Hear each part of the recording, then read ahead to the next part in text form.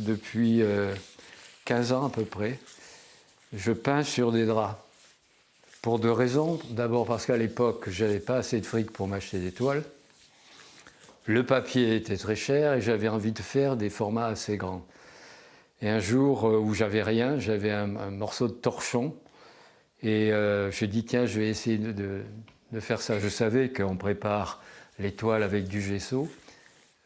Et ensuite, ce torchon, ça m'a donné satisfaction. Puis je vais passer à des formats plus grands et très vite, je me suis dit, mais pourquoi pas des draps, tout le monde les fout en l'air.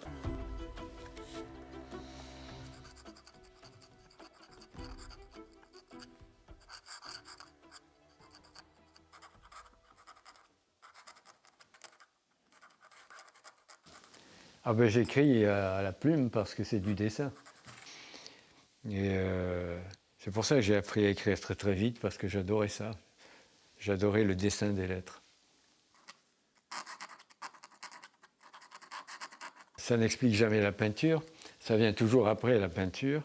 Non pas pour l'expliquer, mais pour l'éclairer d'abord à mes propres yeux. Et l'écriture pour moi sur la peinture, c'est le processus d'éclaircissement de ce que je suis en train de faire. Et depuis 10 ans, quotidiennement, j'écris, donc il y en a des milliers de pages. Et c'est une copie d'une fresque que Léonard avait réalisée pour la salle du Conseil de Florence.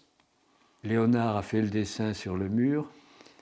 Et Rubens s'est passé justement dans la période pendant laquelle la scène était visible.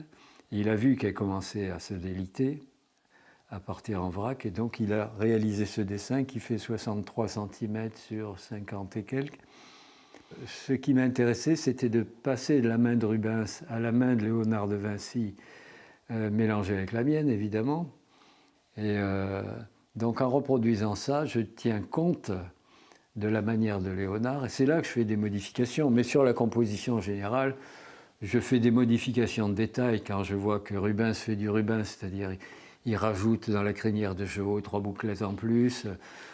Donc je gomme certains détails pour peut-être en appuyer d'autres.